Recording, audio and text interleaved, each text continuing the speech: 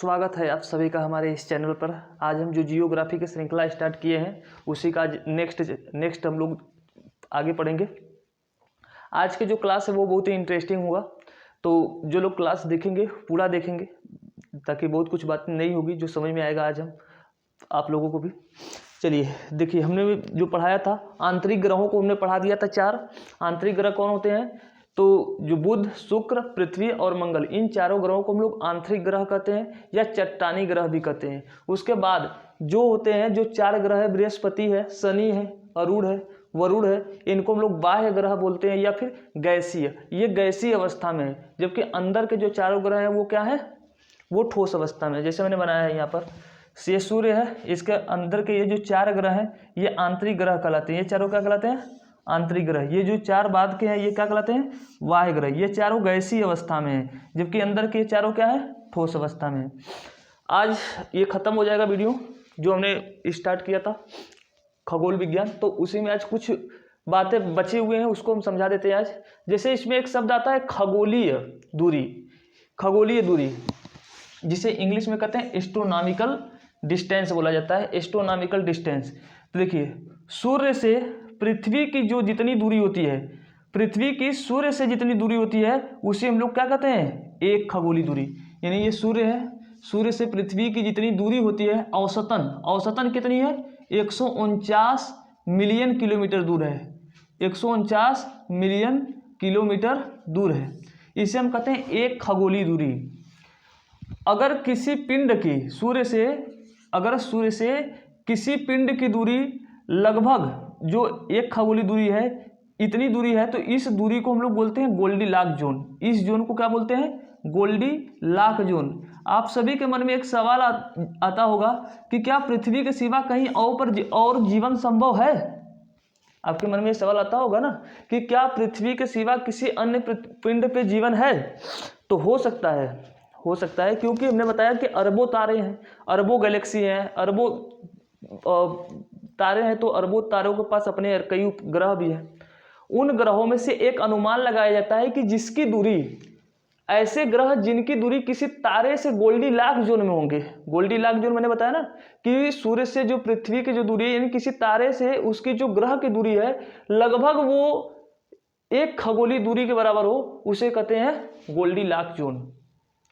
ठीक है, तो इस गोल्डीलॉक जोन, इसी को कहते हैं गोल्डीलॉक जोन। इसी में अपना अर्थ आता है, इसलिए पृथ्वी पर जीवन क्या है? संभव है। अगर पृथ्वी इससे दूर हो जाए तो भी जीवन संभव नहीं है, क्योंकि ठंड बहुत अधिक बढ़ जाएगा, अत्यधिक ठंडी हो जाएगी। अगर पास हो जाए इससे तो भी जीवन संभव नहीं है, क्योंकि तब गर्मी बहुत अधिक बढ़ जाएगी। जैसे कि जो पृथ्वी, शुक्र और बुध है, ये सूर्य के नज़दीक हैं, तो यहाँ पर जीवन संभव नहीं, क्योंकि यहाँ पर तापमान बहुत अधिक है। दूर हो जाएंगे तो वहाँ पर भी जीवन संभव नहीं है। मंगल ग्रह पर जीवन जीने की जो आशंका जताई जा रही है, क्योंकि पृथ्वी से ज़्यादा दूर नहीं है। यहाँ का भी तापमान पृथ्वी से थोड़ा कठिन जरूर है, मतलब पृथ्वी से थोड़ा ठंडा जरूर है मंगल ग्रह, लेकिन फिर भी यहाँ पर कुछ जल के साक्ष्य मिले हैं। इसलिए यहाँ पर एक आशंका जताई जा रही है कि पृथ्वी से इसकी दूरी क्या होगी, मतलब इस पर जीवन संभव हो सकता है। और एक तो खगोलीय दूरी समझ में आया कि सूर्य से जितनी पृथ्वी की दूरी है। अब बहुत लोग कहेंगे कि ये कैसे मापा गया है, ये कैसे मापा गया है पृथ्वी की सूर्य से दूरी। तो जान लीजिएगा कि प्रकाश जो होता है हर एक सेकंड में 3 लाख किलोमीटर प्रति सेकंड की रफ्तार से चलता है, और सूर्य से पृथ्वी पर आने में प्रकाश कितना समय लगता है? 8.3 सेकंड लगता है। तो इस रफ्तार से ही निकाल लिया गया है कि ये इतना समय, इतना दूरी है। प्रकाश की चाल की वजह से सूर्य और पृथ्वी की दूरी पता लगाई गई है। फिर दूसरा शब्द आता है प्रकाश वर्ष। प्रकाश वर्ष किसे कहते हैं? तो जो मैंने कहा ना कि 3 लाख किलोमीटर प्रति सेकंड की रफ्तार से एक वर्ष तक प्रकाश के द्वारा चली गई दूरी को क्या कहता है? एक प्रकाश वर्ष। समझ रहे हैं कितनी बड़ी बात है कि मतलब प्रकाश जो 3 लाख किलोमीटर प्रति सेकंड की रफ्तार से जो चल रहा है, एक सेकंड में 3 लाख, एक घंटे में तो 60 गुणे 3 लाख कर दो, इतना। इस तरीके से 365 गुणे 3 लाख कर देंगे तो जितना किलोमीटर आएगा मतलब 1 साल में प्रकाश के द्वारा चली गई दूरी को हम लोग कहते हैं प्रकाश वर्ष, या इसे बोलते हैं इंग्लिश में लाइट ईयर, और खगोलीय दूरी को बोलते हैं एस्ट्रोनॉमिकल डिस्टेंस बोलते हैं। तीसरा होता है पारसेक। पारसेक ये दूरी की सभी इकाइयां हैं। खगोलीय दूरी की इकाई है, प्रकाश वर्ष भी दूरी की इकाई है, पारसेक भी दूरी की इकाई है, क्योंकि एग्जाम में बहुत बार पूछा है कि प्रकाश वर्ष जो है किसकी इकाई है, तो ये दूरी की इकाई है। फिर आता है पारसेक। पारसेक का मतलब होता है कि 3.26 प्रकाश वर्ष, 3.26 प्रकाश वर्ष बराबर 1 पारसेक होता है। 1 पारसेक मतलब प्रकाश अगर 3.26 वर्ष तक लगातार 3 लाख किलोमीटर प्रति सेकंड की रफ्तार से जाए, वो जो दूरी होगी उसे कहते हैं हम लोग 1 पारसेक। तो दूरी की अगर पूछे जाए सबसे बड़ी इकाई कौन सी होती है, तो पारसेक होता है। प्रकाश से भी, प्रकाश जो प्रकाश वर्ष होता है वो 1 वर्ष, जब 3.26 प्रकाश वर्ष बराबर 1 पारसेक, तो बहुत बड़ी इकाई होगी। फिर उसमें एक आता है कूपर बेल्ट। एक गोल्डीलॉक्स जोन मैंने बताई दिया है, खगोलीय दूरी, प्रकाश वर्ष, पारसेक, गोल्डीलॉक्स जोन, वो भी हो गया। अब बचा है कूपर बेल्ट, क्योंकि ये सब एग्जाम में आईएएस में पूछे हुए क्वेश्चन है, पीसीएस में पूछा हुआ क्वेश्चन है। तो इसी में एक लास्ट होता है, सूर्य से जो 8 ग्रह हैं अब वरुण तक, वरुण के बाद तापमान बहुत अधिक क्या होता है, बढ़ जाता है, घट जाता है, बहुत अधिक तापमान घट जाता है। तो जो भी इधर जो भी पिंड मिल, जो भी वायु, ये सब जो चीज़ें होंगी वो बर्फीले हो जाते हैं। कैसा हो जाता है, बर्फ से एकदम जम जाते हैं, एकदम जम जाता है बर्फ से।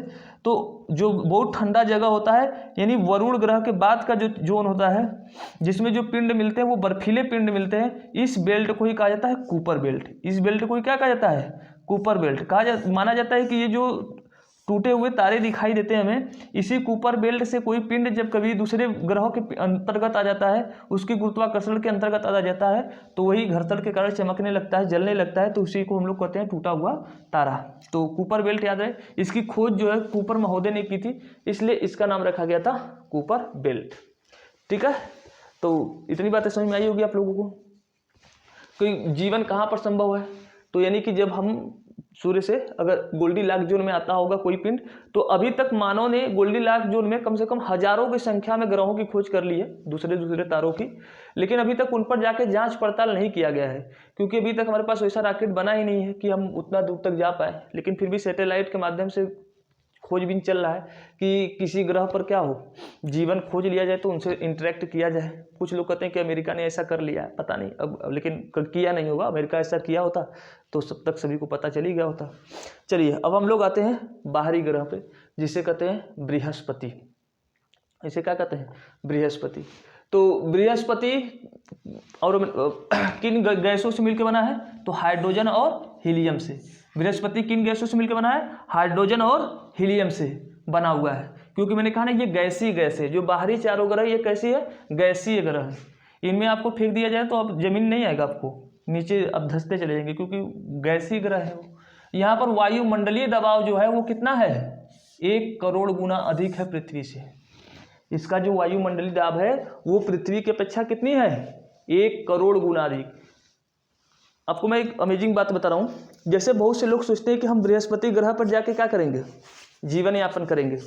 बृहस्पति ग्रह जो है पृथ्वी से 1300 गुना क्या है, बड़ा है, 1300 गुना बड़ा है। इसका मतलब उसका गुरुत्वाकर्षण भी क्या होगा, ग्रेविटी पावर पृथ्वी से कई गुना अधिक होगी, पृथ्वी से कई गुना अधिक होगी। जानते हैं कि भार क्या होता है, जब हम द्रव्यमान में गुरुत्वाकर्षण बल बढ़ा देते हैं तो उसे क्या कहा जाता है, भार। आपको मैं थोड़ा सा फिजिक्स की बात यहाँ समझा रहा हूँ। भार क्या होता है भाई, भार जो होता है द्रव्यमान गुणे गुरुत्वीय त्वरण, यानी पृथ्वी आपको कितना तेजी से पृथ्वी अपनी ओर खींच रहा है, उसी को क्या कहते हैं, गुरुत्वीय त्वरण बोलते हैं। तो जैसे अगर मान लेते हैं कि जो बृहस्पति ग्रह है उसका जो गुरुत्वीय त्वरण होगा वो कितना होगा, जब वो 1300 गुना अधिक बड़ा है पृथ्वी से, तो उसका गुरुत्वीय त्वरण मान लेते हैं कि 13 गुना ही मान लेते हैं, कोई एग्जैक्ट डाटा नहीं है, 13 गुना ही मान लेते हैं। और द्रव्यमान हमारा यहाँ पे 10 किलो है, पृथ्वी पे हमारा 10 किलो है, तो 10 किलो हमारे पृथ्वी पे है, तो मतलब उसमें जब गुरुत्वाकर्षण ऐड कर देते हैं पृथ्वी पर 9.8, जो 9.8 है, तो 10 गुणे 9.8 हमारा भार कितना हो जा रहा है 98 किलो। पृथ्वी पे हमारा भार कितना है 98 किलो है, ठीक है, क्योंकि हमारा जो द्रव्यमान है 10 किलोग्राम है, ये 98 किलोग्राम कैसे हुआ, ये जो गुरुत्वीय त्वरण है इसके कारण 98 किलो हुआ, पृथ्वी के द्वारा जो अपनी दूर खींचा जा रहा है उसके कारण। अब हम अगर चले जाएंगे बृहस्पति ग्रह पर तो उसका गुरुत्वीय त्वरण बहुत गुना बढ़ जाएगा, कई गुना बढ़ जाएगा। तो हमारा जो 98 किलोग्राम है इसमें अगर 13 गुना हम बस कम मान के चले, बहुत कम, 13 का मल्टीप्लाई करेंगे तो 13 बट्टा 104, 13 नवा 117, 17 10 27, आप 274, गलत हुआ, 13 104, 13 नवा कितना होता है 117, 10 127, तो 1274 आपका भार कितना हो जाएगा 1274 किलोग्राम। जो आप इस पृथ्वी पर आप 98 किलोग्राम के हैं, बृहस्पति पे जाने के बाद आपका भार कितना हो जाएगा 1274 किलोग्राम। आप सोचिए जैसे ही आपने रॉकेट लेकर गए बृहस्पति ग्रह पर और उसका गुरुत्वीय मान बहुत अधिक है, आप वहाँ के स्थल पर उतरेंगे, आपका भार जो आपके शरीर में जो हड्डियाँ हैं, ये जो हड्डी है ये आपके 80 किलो के भार को संभालने के लिए पृथ्वी पर उसमें इतना कैल्शियम भरा हुआ था। अब जैसे ही गए बृहस्पति ग्रह पर उतरे, आपका भार कितना हो जाएगा 1274। आपकी हड्डियाँ सब तोड़ ताड़ के क्या हो जाएंगे, आप कोलैप्स कर जाएंगे, आपकी हड्डियाँ सब टूट टाट जाएंगी, क्योंकि आपकी हड्डी आपके भार को नहीं संभाल पाएगी, क्योंकि वहाँ गुरुत्वीय त्वरण जैसे ही मान बढ़ा, आपका जैसे ही वहाँ गुरुत्वीय त्वरण का मान बढ़ेगा बृहस्पति पर, आपका भार भी क्या होगा उतनी गुना बढ़ जाएगा। आप वहाँ पर जीवन इतना आसान संभव नहीं है बृहस्पति ग्रह पे आप जाने के बाद। और एक चीज़ जो आइंस्टीन साहब ने एक जो सिद्धांत दिया था सापेक्षता का सिद्धांत, उनका कहना था कि जिन ग्रहों की गति बहुत अधिक होगी, मतलब ऐसे पिंड जिनकी जहाँ पर समय तेजी से, मतलब जिनकी गति अधिक होगी वहाँ पर समय भी क्या होगा तेजी से गुजरेगा। अगर हम आपको बृहस्पति ग्रह पे ले जाए तो वहाँ पर समय क्या होगा तेजी से गुजरेगा, क्योंकि ब्रह्मांड के सभी पिंड पर एक समान गति से समय नहीं चल रहा है, अलग अलग पिंड पर अलग अलग समय से क्या अलग अलग गति से समय चल रहा है। हमारे पृथ्वी पर 1 घंटा में जितना समय लगता है जरूरी नहीं कि बृहस्पति पर उतना ही समय लगे 1 घंटे के लिए।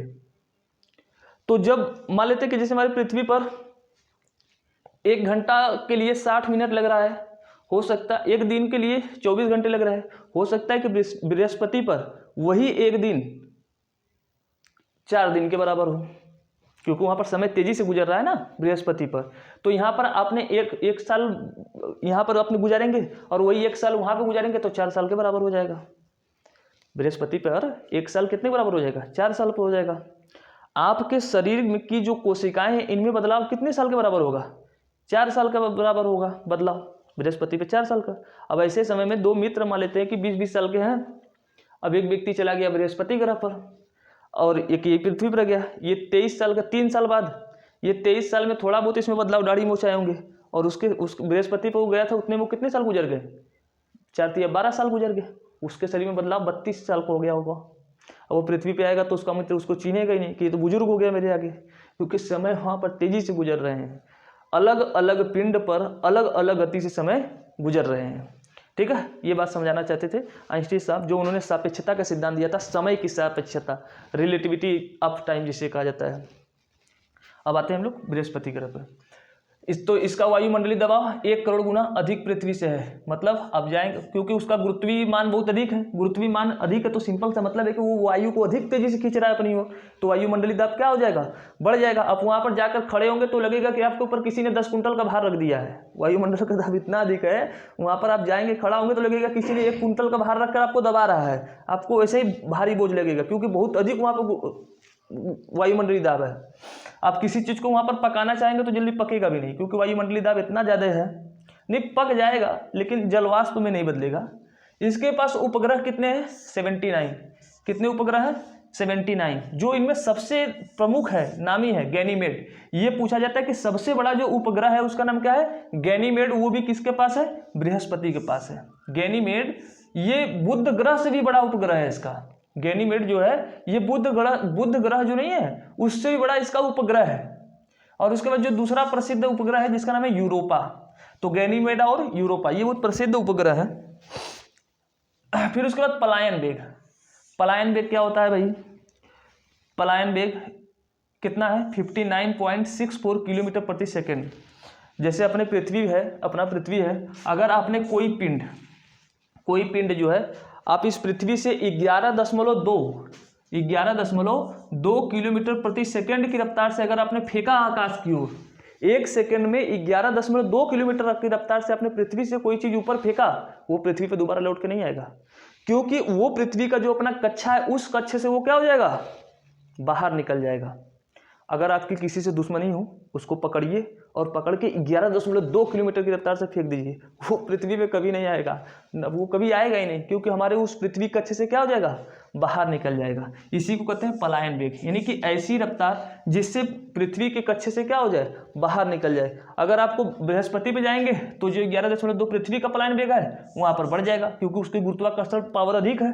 तो वहाँ पर अगर 1 सेकेंड में अगर आप 59.64 किलोमीटर प्रति सेकंड की रफ्तार से कोई चीज़ फेंकेंगे, तब जाकर वो पृथ्वी पर मतलब बृहस्पति ग्रह पर नहीं लौट कर आएगा दोबारा, क्योंकि उसका पलायन वेग अधिक है, गुरुत्वाकर्षण अधिक होने का। गुरुत्वाकर्षण अधिक क्यों? क्योंकि उसका द्रव्यमान अधिक है, जिसका द्रव्यमान अधिक तो उसका गुरुत्वाकर्षण बल अधिक।